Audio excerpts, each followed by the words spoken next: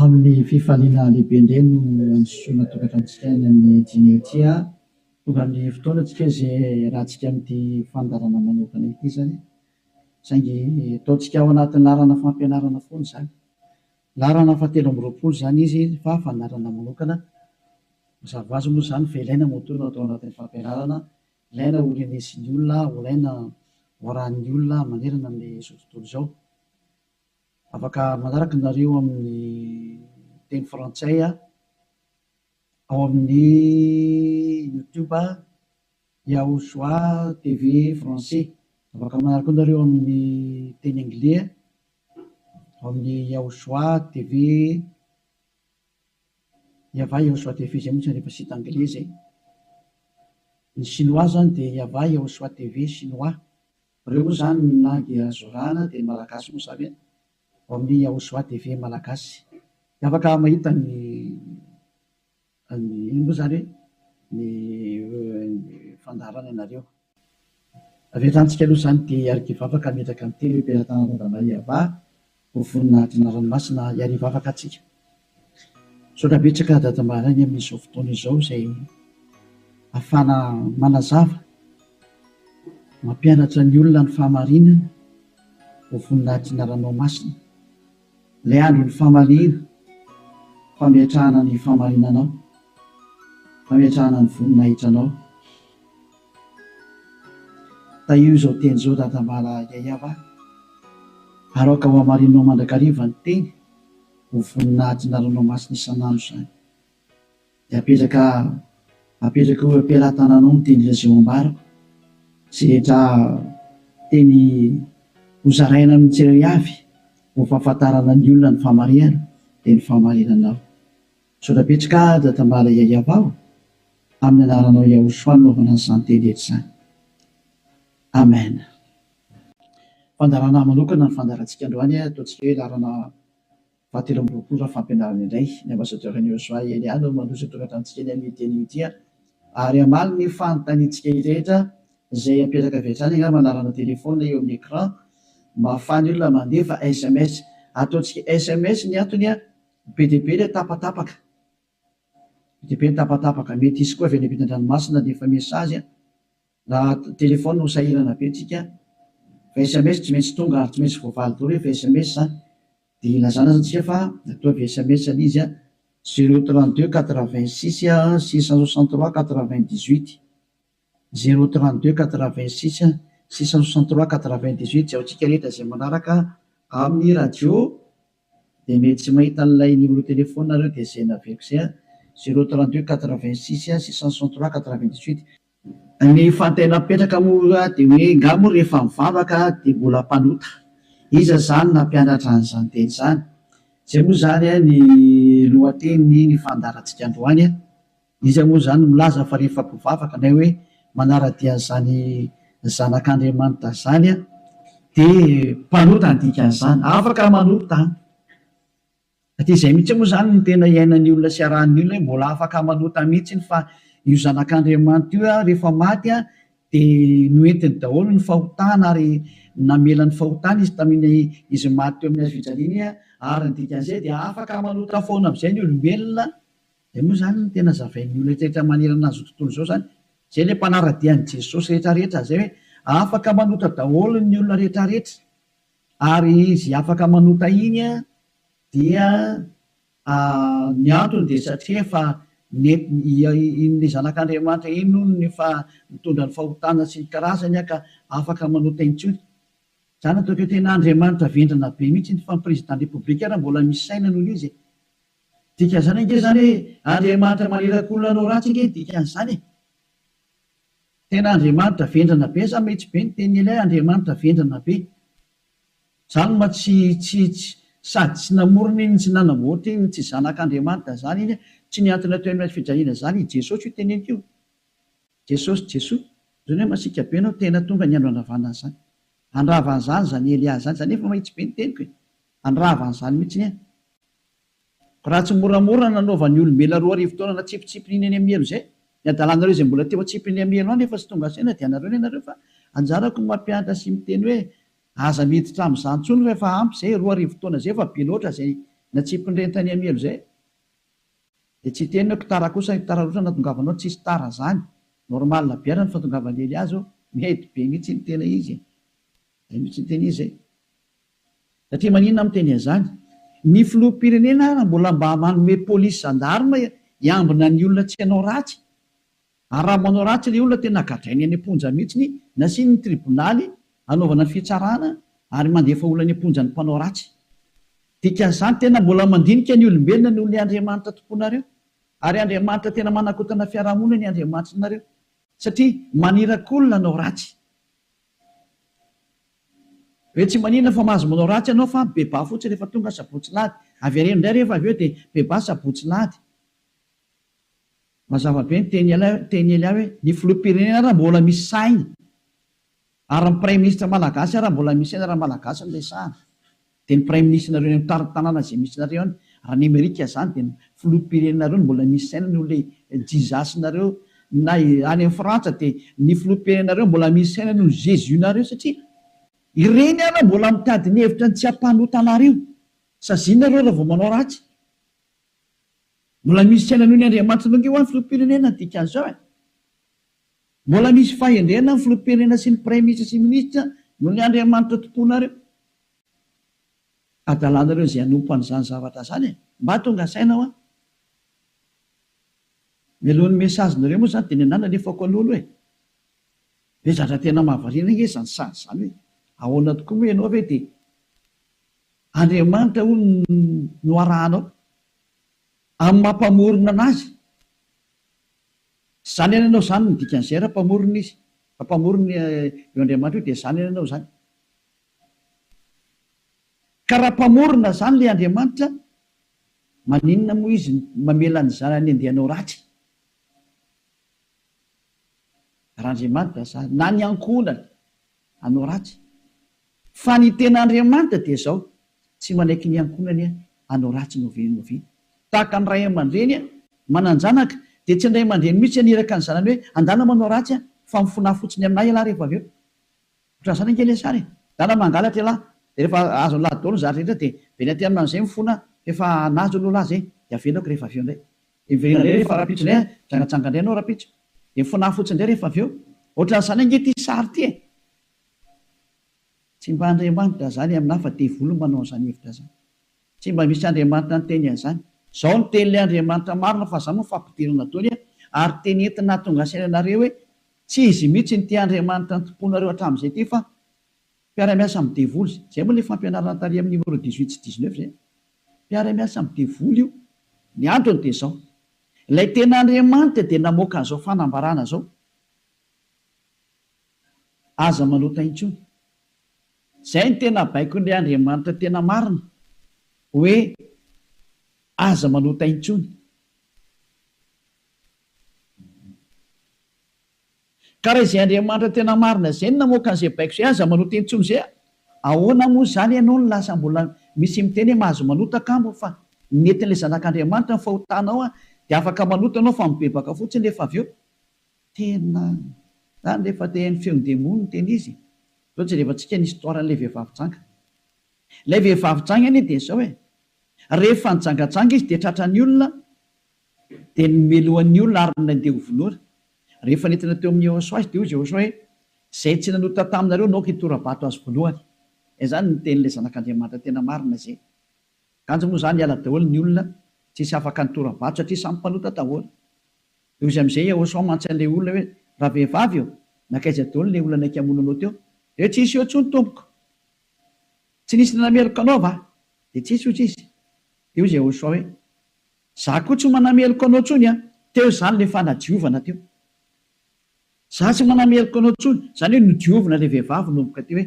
za tsy hitondra fanamelona anao tsony fa izao kosa manomboka eto aza manota intsony ianao izany hoe izay olona ny fanena tamin'ilay zanak'Andriamanitra tena marina dia nahazo an'izay teny izay taona hoe manomboka eto aza manota intsony zay ny tena ny fanena tamin'ilay zanak'Andriamanitra marina matoa zany nareo mbola manota mandrak'androany tsy ilay zanak'Andriamanitra tena marina ny fanena taminareo fa devoly ny fanena taminareo alay tomponareo tena devoly akitsira fotsiny zao Laovaka itsika zay tantara zay. Zay ihany dia fampiandiniana ireo ny zavatra rehetrarehetra sany zay.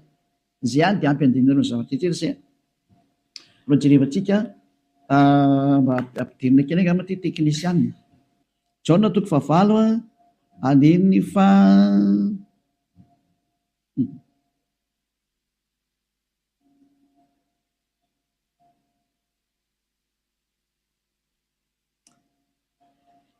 Jaona 9 andininy fa 7. Ary raha nandre zany izy dia nivoaka tsiray hatramin'ny zokonjokony ka hatrany amin'ny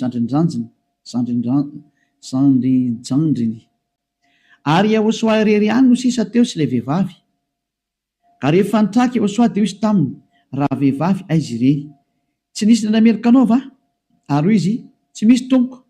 Dia hoy Yahosoa, za koa tsy manamerika anao. Zay ilay hoe le famindram-pony mandeha voalohany. Dia izy hoe za koa tsy manamerika anao. Ary aorianan'ilay famindram-po amin'izay na le fanadiovana, le teny manafaka anao dia misy toy le teny hoe mandehana. Ary amin'izao sisa izao aza manota intsony. Zay zany no toy ny teny Yahosoa hoe aza manota intsony aorianan'izao zavatra niaonanao tamiko izao. Aza manota intsony ianao. Zay ny voalazan'ny teny marina zany zay. Zay ilay hoe tsy maintsy mandeha eo le famindram-pony Yahosoa le fanadiovany. Aorianan'izay aza manota intsony. Aneny Jesosy kosa dia manontany foana. Fa rehefa avy eo mifona indray dia manontany ihany dia mifona. Jerevantsika deo aloha zay melony natongavan'ny SMS nareo amin'ny fanontanianareo hoe ngamo mbola mahazo manota rehefa tafaraka amin'io Andriamanitra marina io. Valiteny ny devolo miteny hoe mahazo manota. Fa le Andriamanitra marina miteny hoe tsy mahazo manota intsony. Dia dinio izay miaraka aminao zany, manao koa izy ilay miaraka aminao. Zay izy zay. Antsika aloha hitodika indray tsika any amin'ny teny manaraka indray. Indray tsika aloha hijery indray tsika aloha Jaona 5. Jaona 5:14. Rehefa afaka izany dia hitany Yahosoa teo an-kianjan'ny tempoly raha lehilahy. Dia hoy izy taminy, ino efa sitrany ianao aza manota intsony fa andraho anjoanao izay ratsy nohony teo. Teny faharoa navoaka ilay tena zanak'Andriamanitra tena marina izay hoe mba tsy anjoanao ny ratsy nohony teo dia aza manota intsony ianao. Zany hoe izay olona ny fanena tamin'io Andriamanitra marina io zany, ilay zanaky ny avo indrindra ilay tena izy dia ny tenenany hoe aza manota intsony fa andraho anjoanao ny ratsy nohony teo. Aza manota intsony fa andraho anjoanao ny ratsy nohony teo. Izao ny voalazana soratra masina ato hoe aza manota intsony fa andraho anjoanao izay ratsy nohony teo. Izany hoe mazava be zany ny tenin'ilay zanak'Andriamanitra fa rehefa tafaraka aminy dia tsy mahazo manao ratsy intsony. Zay zany ilay tena tafaraka amin'io zanak'Andriamanitra io, tsy manao ratsy intsony. Naotsika aloha tsy teny manaraka indray tsika aloha. Roa zany zay no ahitantsika hoe tena tsy mahazo manao ratsy tafaraka amin'io Andriamanitra io zany. Maketika indray ny Jaona 1. Dao ndraiky itsika mbola hijery teny hoe ahoana marina ny teny io zanak'Andriamanitra io hoe mety ve le manota zany. Andao hidirina antsika indray amin'ilay Jaona 1:1. Ato indray tsika fa ity ny fefenan'izy mianakavy. Ao amin'ny 9:9. Ato daholo Jesosy no miafina. Ty ny fefenan' Jesosy ty. Jesosy tena zahatra tena tsy izy mihitsy. Jesosy Jesoa ity ny afenany. Jaona 1, toko 1, 9:9. Mihaino daholo zany Jesosy mianakavy amin'ity teny ity. Raha hoy isika tsy manana ota isika dia mamita tena ary ny marina tsy ato anatintsika. Zany aloha zany ny teny voalohany zay. Hoe raha tsy manana ota ny ontsika dia mamita tena ary ny marina tsy ao anatintsika. Fa raha miaiky ny fahotantsika isika dia matoky sy marina izy ka mamela ny fahotantsika sy manadio antsika ho afaka amin'ny tsy fahamarina rehetrarehetra. Zay. Dia toy izao ihany. Raha hoy isika tsy nanota isika dia mampandainga azy ary ny teniny tsy ato anatsika. Dia io farany io mitazomo zareo amin'izay hoe raha hoy isika hoe tsy nanota isika dia mampandainga azy ary ny teniny tsy ao anatsika. Tazomin'ny Amerikanina io, Frantsay, ny Anglisy, ny Alemaina, Malagasy, ny Afrikanina rehetra zao tontolo zao dia miara-mitazona io teny io ka miteny hoe tsy maintsy manota hony araka ny tenin'ny apôstôly John. Ary raha ohatra ny sanatrehan'izany apôstôly John tokoa nampianatra an'izany, efa any amin'ny elo John mizoatsika miteny zao ary mitony kitoza araka ny teninareo. Raha tena izany tokoa ny tia nitenenina tamin'io. Raha i John no nitarika ny olona hanohitra ny tenin'ny Yehosoa, ilay zanak'Andriamanitra tena marina, ka ny teny zany John zany nanohitra ny tenin'ny Yehosoa le hoe aza manota intsony fa andrao anjoanao ny ratsy noho teo. Ka i John indray no miteny hoe mahazo manota ka moa fa raha tsy mpanota dia mampandainga an'Andriamanitra nareo. Dia miteny aminareo fa efa any amin'ny elo John mizoatsika miteny zao. Ary mahitsy be ny tenin'ny ely hafa tsy sangina mihitsy izany teny zany. Any amin'ny elo John na hoe Ioanana. Satria navita nanohitra ny Yehosoa, ka zay manohitra ny Yehosoa na apôstôly na iza na anjely na iza na fanahy masina na fanahy iny, any amin'ny elo zay manohitra ny Yehosoa. Satria ny tenin'ny Yehosoa dia tenin'ny Dada Yahva. Tahaka ny Elia tsy manohitra ny tenin'ny Yehosoa mihitsy. Mazava zany zay teny zay. Ka raha io teny io ny afina fenanareo dia miara-mitsipy any amin'ny elo miaraka amin'ny John nareo satria nanohitra ny tenin'ny Yehosoa. Satria ny tenin'ny Yehosoa dia ny teny mihitsy hoe aza manota intsony. Ka raha ohatra ireo milaza fa i John no nampanota anareo, miara-mitsipy amin'ny John any amin'ny elo nareo. Fa tsisy Andriamanitra tia lalan'izay John zany na tia lalanao. Fa i John sy ny olombelona dia mitovy ihany. Ka raha nanohitra ny tenin'ny Yehosoa zany John zany, any amin'ny elo izy amin'izao miteny zao. Any amin'ny hery tahaka anareo rehetra. Dahora jerevantsika le fandehan'le teny azy. Inona tonga ny John ny teny an'io? Ny olona izay mbola tsy tonga amin'ny Yehosoa, raha izy no miteny hoe tsy manana ota za, dia mamita teny izy ary ny marina tsy ao anatiny. Izay ny dikan'ilay teny amin'ny 9 sy 10 hoe raha hoy isika tsy nanota isika dia mampandainga azy. Satria ny olona rehetra tokoa dia tena mpanota daholo. Ary ny tenin'Andriamanitra dia milaza mihitsy fa ny olona dia mpanota.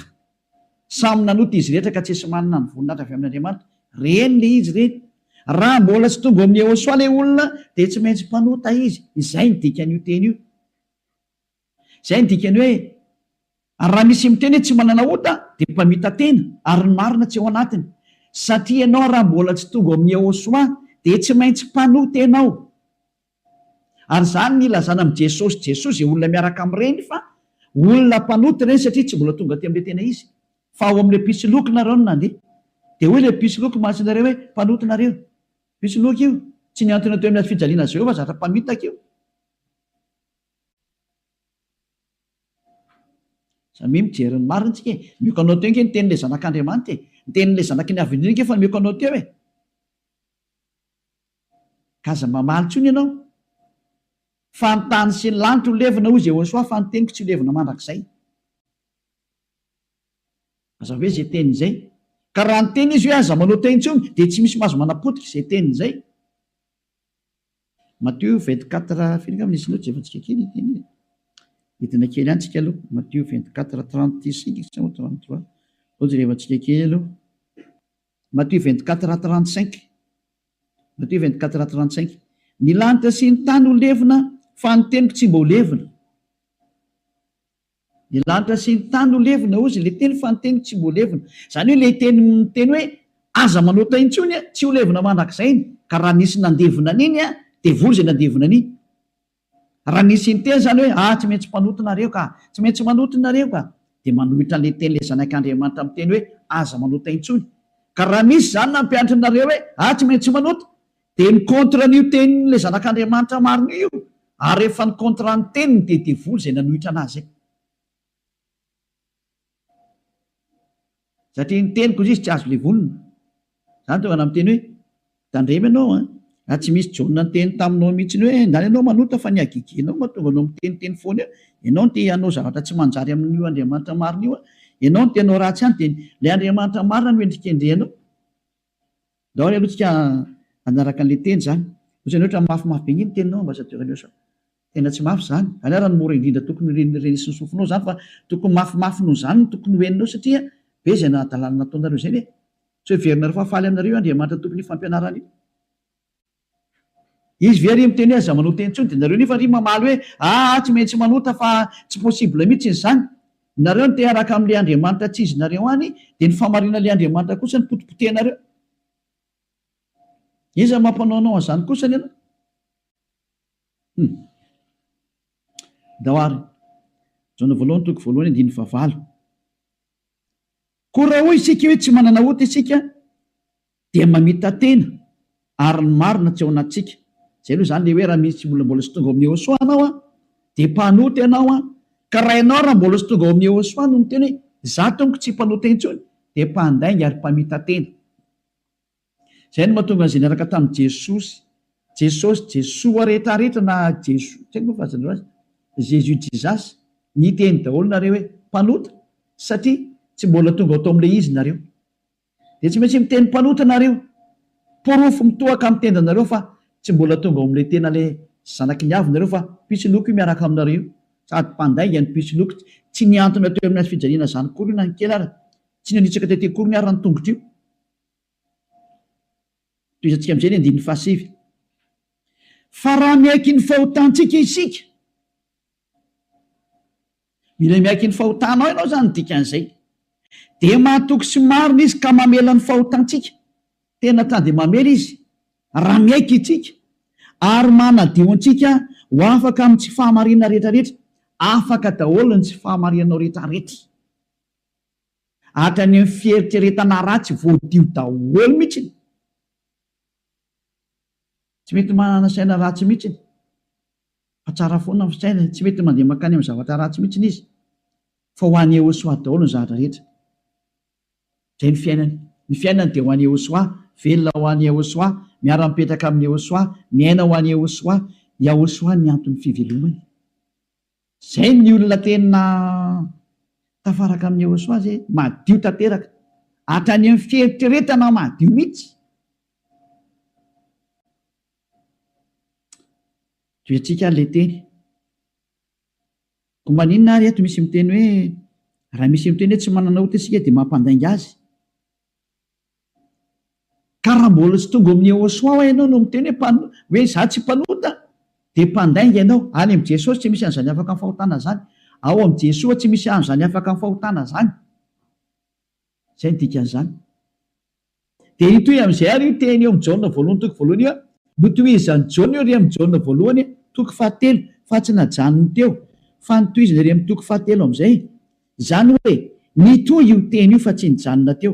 Ao amin'ny andininy ao amin'ny toko fahatelo de ao amin'ny andininy fahaefatra amin'izay no jerevantsika andininy fahaefatra.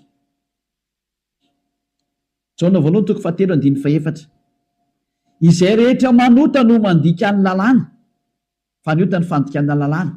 Zany hoe ny olona zany rehefa nandika an'izay teny Ehosoa zay aza manota intsony ka ianao milaza fa mpanota de efa nanota ianao zany dikan'izay aloha fa fanaporofona rehefa nandika ny teny Ehosoa ianao de efa mpanota ianao zay. Zay mahatonga ny vavan'ny tsy afaka amin'ny fahotana. Andininy fahadimy. Fantatrareo anefany fa izy no naseho hanaisitra ny ota, io ara le teny nanaisitra ny ota ary izy ary tsy mba misy ota mihitsy ao aminy. Zany hoe rehefa ny olona zany tonga ao aminy de tsy misy ota mihitsy ny ao aminy. De toy izy amin'izay ary ny andininy fahenina. Izay rehetra mitoetra ao aminy ara dia tsy manota. Nizaniza zany tafaraka amin'ny Ehosoa de tsy manota intsony. Zay ny tena nytenenin'ny Jaona zay. Ary taorinan'ny fananarany tarikatra amin'ny Jaona voalohany toko voalohany andininy fahavalo de nitsindriny amin'izay ny teniny fa rehefa tonga ato amin'ny Ehosoa kosa nareo de tsy manota intsony. Ary zany hoe raha mbola sy tonga ao amin'ny Ehosoa nareo dia mpanota nareo. Rehefa tonga ato amin'ny Ehosoa kosa nareo tsy mpanota intsony. Zany mampiseho miariary mihitsy fa mpamitaka sy mpandainga iny Jesosy iny.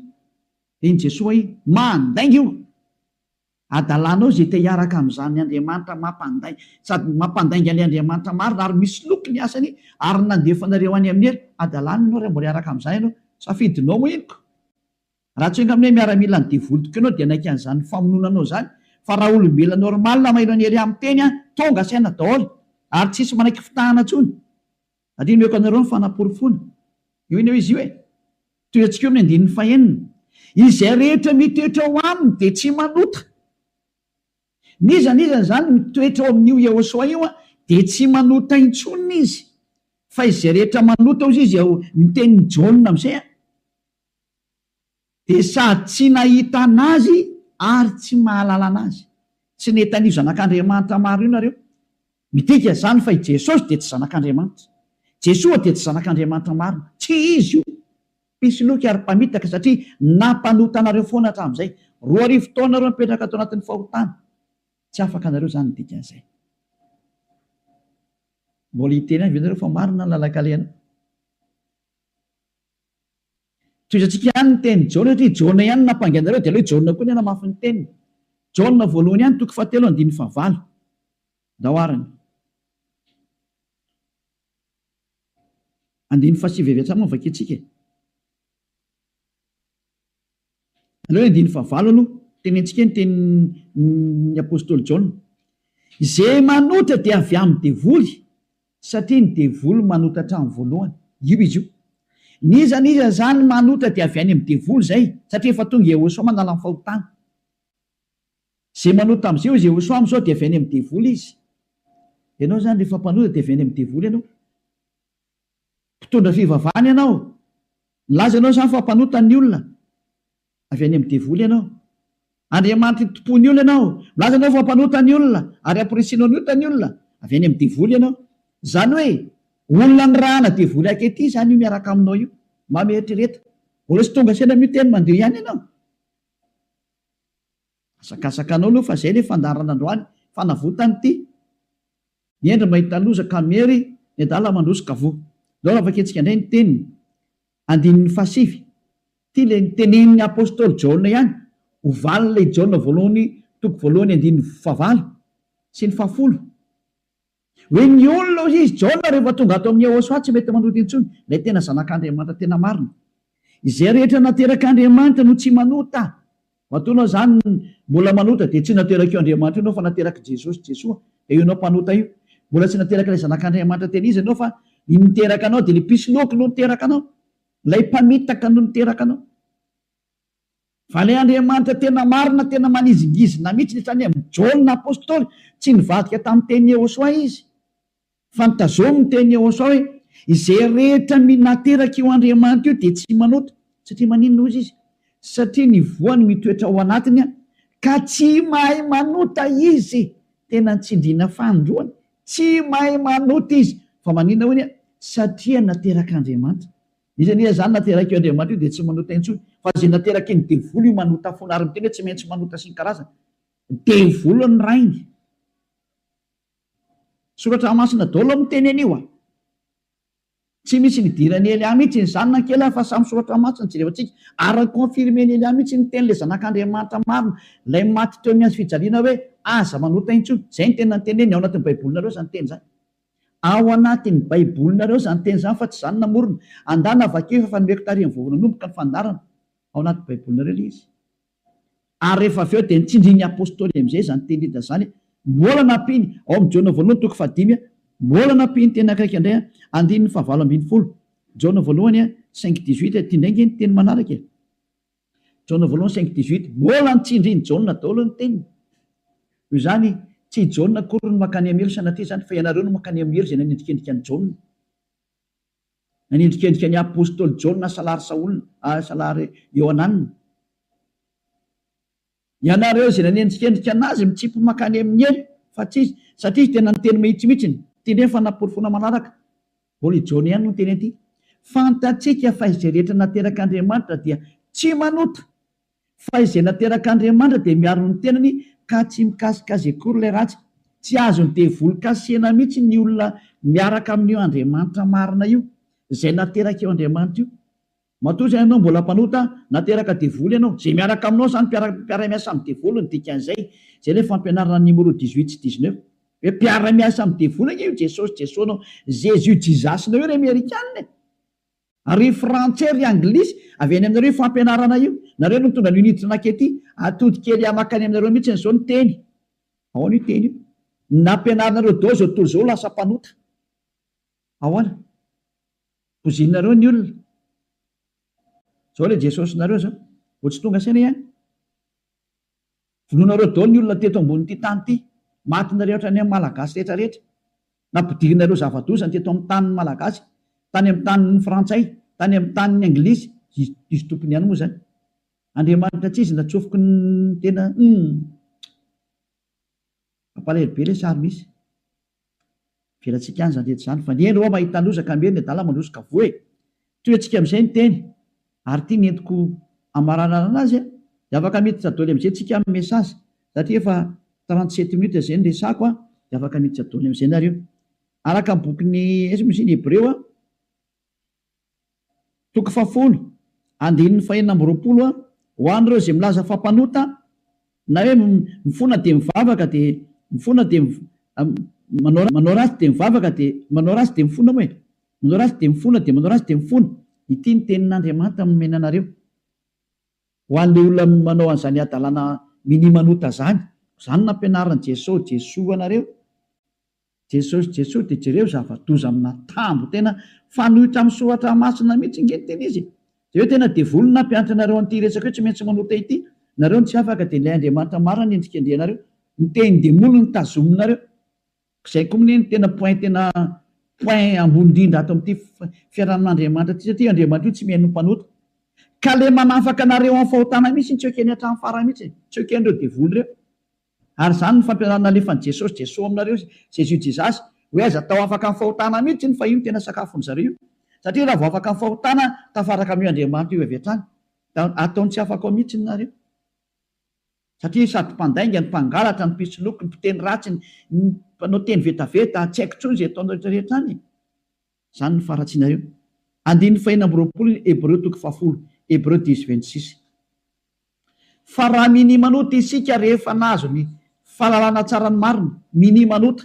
Ny atao hoe minimanota dia mifona androany dia mamerina rapitso, mifona indray raha afaka pitso mamerina ny ambadika an'izay, mifona amin'ny sabotsy mamerina latsinainy, mifona amin'ny lahady mamerina amin'ny zoma. Izany ny atao hoe minimanota raha tsy hainareo. Dia cercle vicieux miverina eo foana io. Ianao mihitsy n'izany voateny izany. Ianao izay mijery tsy mihaino anahy io. Ary le tena tsy te hiainga nefa tsy maintsy mihaino anao fa mamono anao ty teny teny e. Ity teny ity ny mamono anao sy mamely anao na manavitra anao. Rehefa ranao ny teny marina ny Jesosy ilay zanak'Andriamanitra marina hoe za tsy hanota intsony dia anatona aty amin'ny Eliana fa tena ho afaka ianao rehefa maka aty. Dia afitra ianao izay. Tsy mamono anao ty teny ity. Fa rehefa tsy raharaha kosa ianao ary tsy vakianao aloha ty dia izao teny henonao izao na ho tapenanao aza ny sofinao na hisitrika anaty lavabato ary ianao tsy te hiaina alefanao anatin'ny tany loanao ohatra ny Aotrisy, mamono anao foana ty teny ity. Tsy afaka eo mihitsy ianao ninina ho ataonao. Teny marina nge ty ao anatin'ny baibolina nge ty daoarany. Raha minimanota isika rehefa nahazo ny fahalalana tsara ny marina dia tsy misy fanatitra noho ny ota intsony, tsy misy fanatitra ho anao intsony. Indray mandeha ihany zany ianao mahazo ny famindram-po io. Dia ny aoriana izay tenin'ny famindram-po izay ohatra nataon'i Jesosy hoe za tsy manameloko intsony, na hoe natao batisa tao amin'ny Jesosy anao dia afaka, izay le tena izy izay. Dia izy amin'izay le zanak'Andriamanitra marina hoe tsy misy fanatitra noho ny ota intsony fa fiandrasana mahatahotra ao 7:20 amin'ny fitsarana ho tsaraina ianao zany ary fahatezerana mirehitra izay andaniny fahavalo rehetra kosa. Lasa nivadika fahavalo ianao. Ny olona minimanota sy mpanota zany dia fahavalon'io Andriamanitra marina io ary miomana ianao amin'ny fandorana anao ary miomana ny fitsarana izay milezana anao. Izay le hoe ny aza mba maty ianao e. Ho hitantsika eo ny toyny nefa ny teny izao mbola velona zao dia efa mandeha ny fahamaliana. Tsy misy an'izany miala mora zany intsony zao e. Tadidio zany. Andron'ny fahamaliana zao. Efa tapitra treo ny andron'ny fanginana. Andron'ny fahamaliana zao. Izay rehetra nanao an'io Andriamanitra marina sy nanambany sy nanao ratsy amin'io Andriamanitra marina io zany. Nanao tsinitsinina ny teniny sy nanambany ny teniny ela rehetrarehetra. Tsy misy hafamaina zany intsony zao. Nanao tsinitsinina ny teniny sy ny asany rehetrarehetra aza mamana tena an'izany hoe miala maina zany. Nanao kasiparana ny teniny. Izy milaza fa afaka amin'ny fahotana izay miaraka aminy. Ianao ry maneritra hoe tsy manino. Tsisy an'izany fa ama olombelonao mikomprendre anao izy. Taiza nisy Andriamanitra mikomprendre anao. Raha ny komprendre izy tsy nalefa ny safidrano. Raha ny komprendre izy tsy nalefa ny dao zao karazana retina zao. Raha ny komprendre izy tsy nataony maty ianao. Ary raha ny komprendre izy tsy natsipiny amin'ny helo ny olona. Ary raha ny komprendre izy tokony tsy nandevoziny zanak'Israely. Fa nandevoziny hatrany mandrakizao mbola mijaly foana na niverinao amin'ny tany izy mbola fahoriana foana. tsy micomprendre anao zany io Andriamanitra io fa asoy anatin'ny atodoanao zany. Tsisy Andriamanitra micomprendre anao zany. Ty any ny fantany aza manota intsony zay ny teneny dia tazoma rehefa te ho any aminy. Izy koa ny tompony lanitra ny lanitra eo ka tsy anao nitsotsotso makany. Efa nyteny izy fa masina ny Andriamanitra reo ary zay raka amiko tsy maintsy masina tahaka. Zay ny dika ilay hoe Matthieu 5:48. Matthieu 5:48. Aoko tanteraka ianareo. Zay aleo zay ny amaranantsika azy tanteraka. Matthieu dia afaka miditra amin'izy nareo mesazinareo mba hafany be sy ny maro tafiditra daholo dia maliko anazy. Matthieu 5:48. Koa amin'izany aoko tanteraka ianareo toy ny fahatanteran'ny rainareo zay any an-danitra. Ianao zany dia efa nomeny Yehosoa baiko hoe rehefa teo any amin'ny lanitra ny lanitra ianao aoka ianao tanteraka. Atao ny sitraponao atete an-tany tahaka ny any an-danitra any amin'ny lanitra ambony any zany. Manomboka eto ianao zany dia tsy maintsy tanteraka. Dikany tanteraka ao amin'ny teny Anglisy dia hoe perfect. Ary ny teny frantsay hoe parfait. Ianao zany mila parfait, perfect, tanteraka ozy ny tenin'Andriamanitra rehefa teo any amin'io Andriamanitra marina io. Fa ny olona zay tsy parfait tsy mahazo miditra makany zany. Ozy hoe ianao zany parfait mihitsy. Madio zany eritreritra anao. Voalaza anao madio be mihitsy ny eritreritra ary tena ho any Yehosoa rerery ny zavatra rehetra momba n'izany Elias zany. Nuk vakitsika teny zay hoe madio ohatra ny mieritreritra any bokin'ny Hébreu any angambany izy. Jereo antsika Hébreu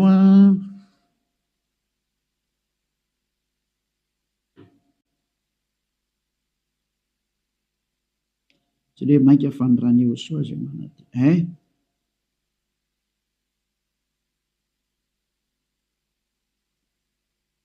Izay mosany manadio ny eritreritra.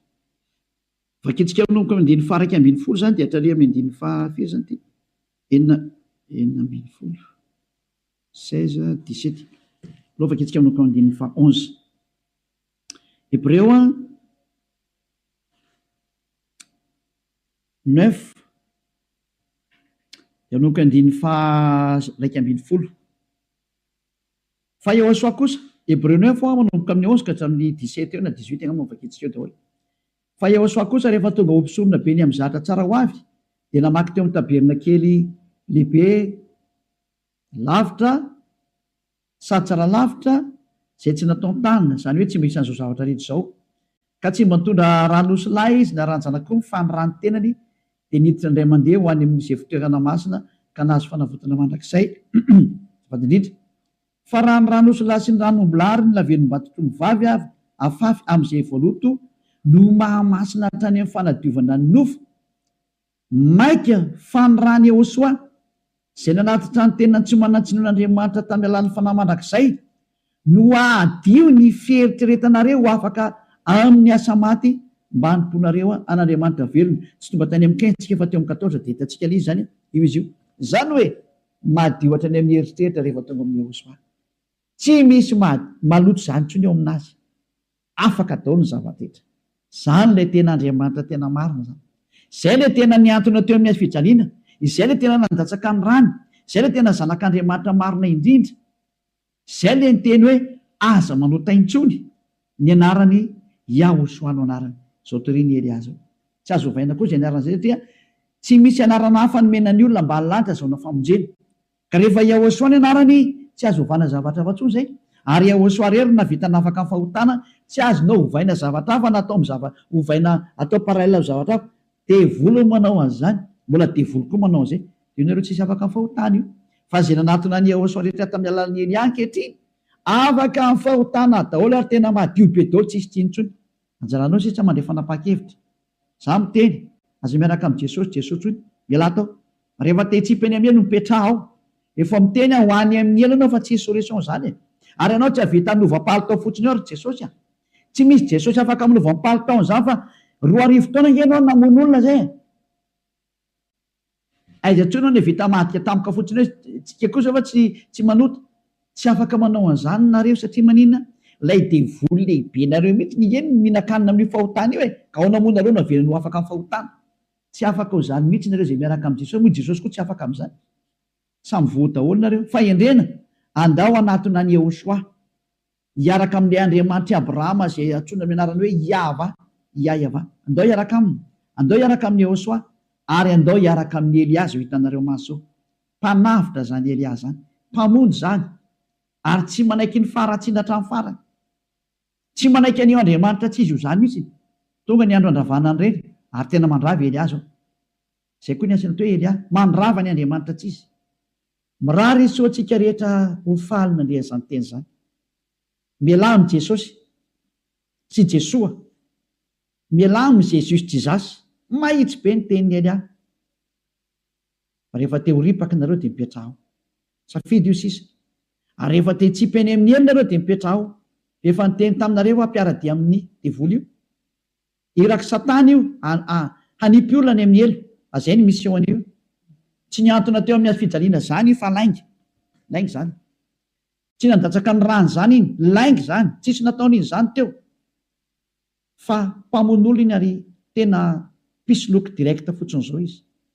Ny rahan'ny Satana izy amitaka anao mba ino zavatra tsy izy, ary anamboatraboatra lalana hoe Andriamanitra mpamindra fo ka mazo manao ny adalàna ianao fa mpamindra fonga io. Nefa hitanao tsara ny teny teo fa tsy mahazo miditra ny amin'ny lantilanta zany mpanota zany.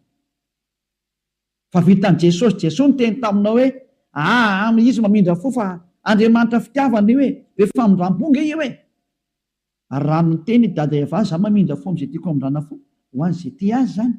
Fa ny exploité ny devoly zay teny zay hoe izy no mamindra fo ka ataovy ny adalàna. Jereo amin'izany ny fanaovana famitany olombelona, izy no mpamindra fo fa manaova adalàna ina.